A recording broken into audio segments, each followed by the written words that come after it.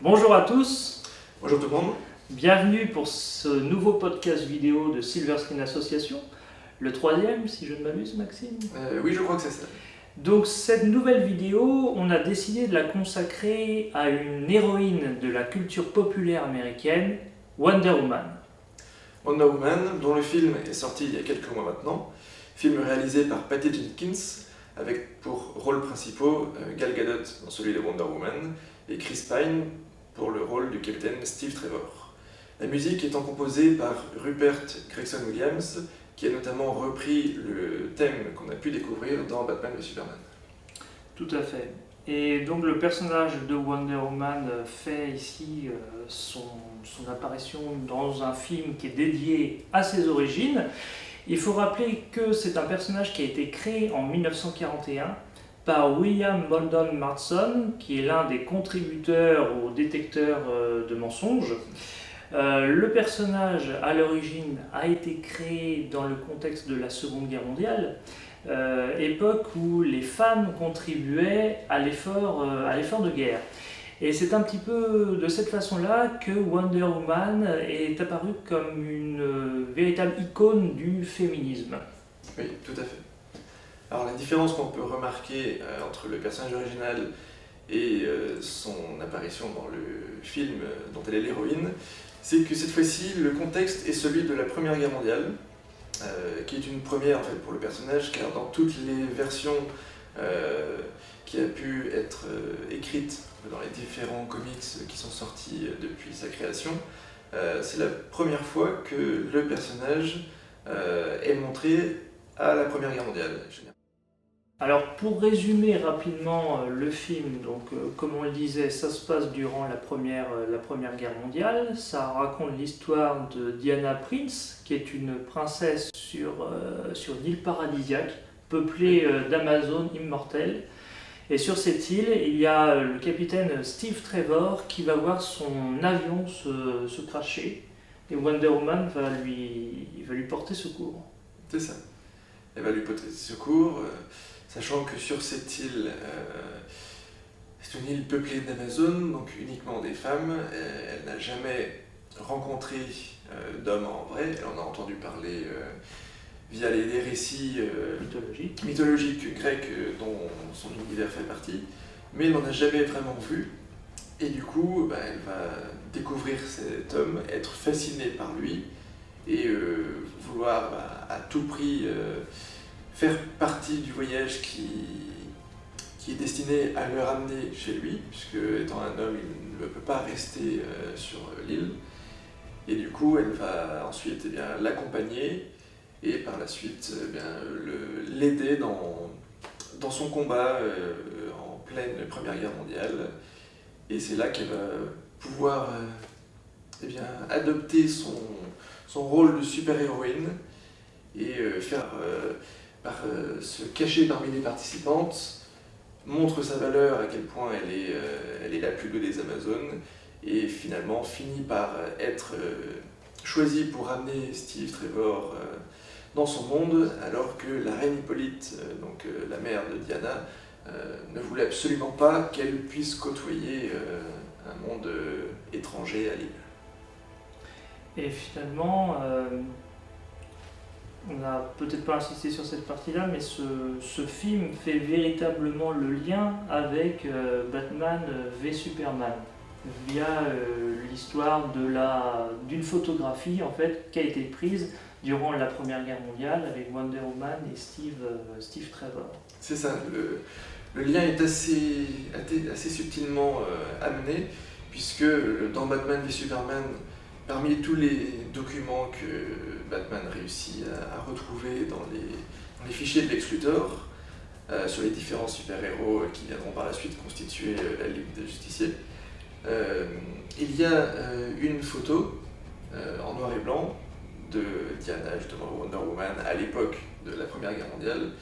Et c'est cette même photographie qu'on a vue dans le Batman v Superman qui, ici, en fait, est l'élément déclencheur du film, puisque Diana va recevoir l'original que Bruce Wayne a réussi à retrouver et qu'il lui a envoyé.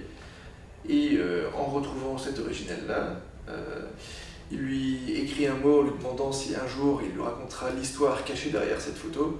Et c'est cet élément-là qui déclenche le flashback, qui plonge le spectateur dans ses souvenirs et dans toute son origin story. Le film, on a des sons très, très rythmés et qui font très guerriers sur la partie sur l'île.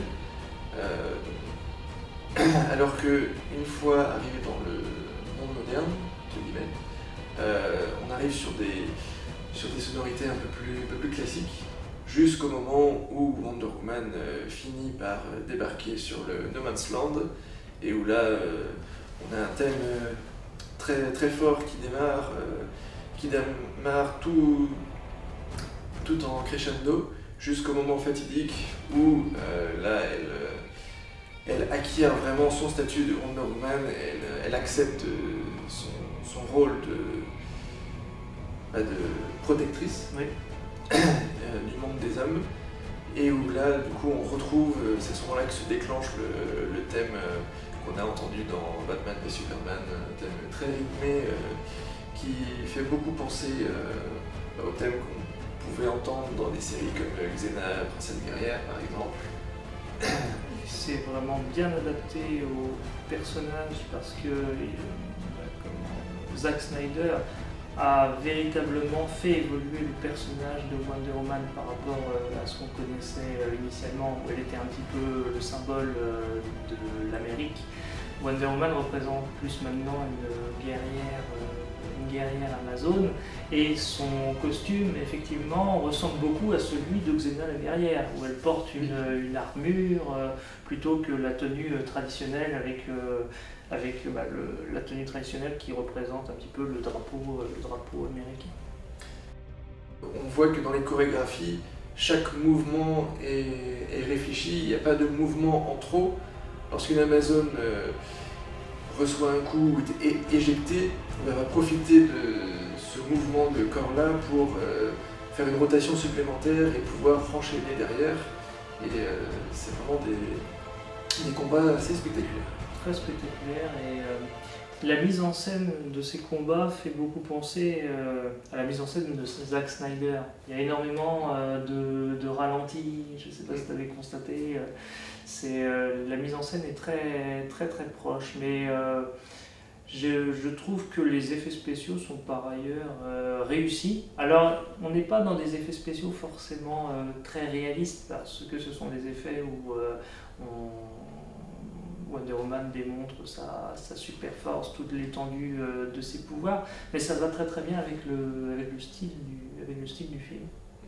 Donc ce film de Wonder Woman est finalement le 4e du DC Universe, initié il y a quelques années avec Man of Steel, donc des films qui sont réalisés par la Warner.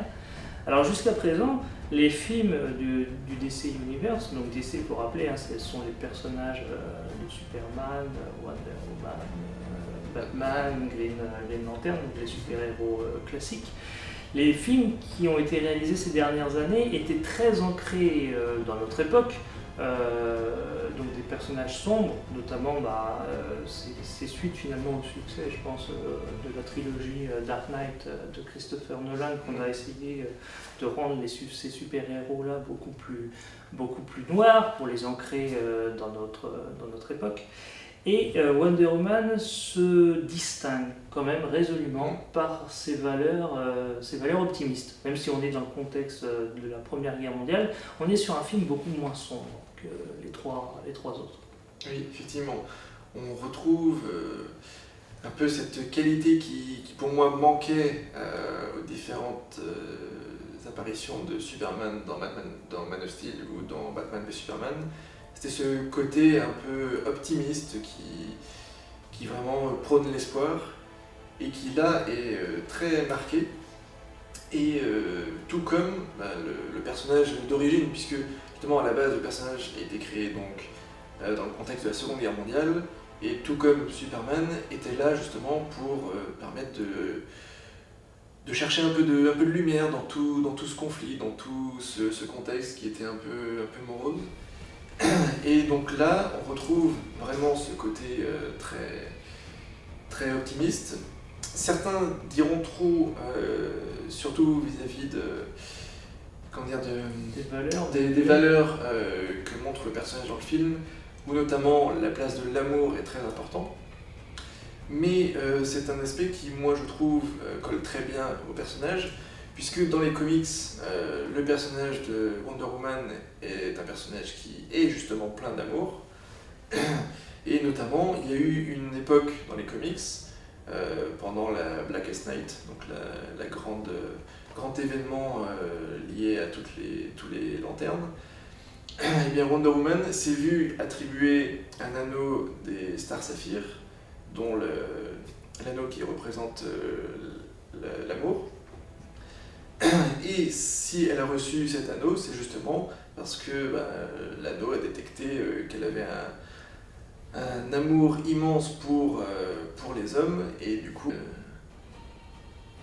c'est vrai que la réalisatrice Patty Jenkins a déclaré s'être beaucoup inspirée du Superman de Richard Donner de 1978 dans l'état d'esprit, parce qu'il s'agissait aussi du tout premier film de super-héros à grand spectacle, et elle a voulu retrouver véritablement cet état d'esprit où il y a une certaine forme de naïveté, d'optimisme qu'on apprécie de retrouver quand on est amateur de comics depuis longtemps. On est attaché à ce type de valeur qui a eu tendance quand même à disparaître ces dernières années. On est sur quelque chose de résolument moins sombre, et un petit peu comme en fait actuellement la série télévisée Flash, qui est effectivement dans un état d'esprit plus lumineux, beaucoup moins obscur que Batman. Donc on est sur une interprétation du personnage qui est quand même assez proche des comics d'origine, et c'est vraiment appréciable. Donc c'est un film qu'on vous recommande avec Maxime et avec l'équipe de Silver Screen. On a beaucoup apprécié cette interprétation moderne de Wonder Woman. Et on vous propose, en guise de conclusion, de revenir avec Nicolas sur la série télévisée des années 1970 avec Linda Carter. A tout de suite.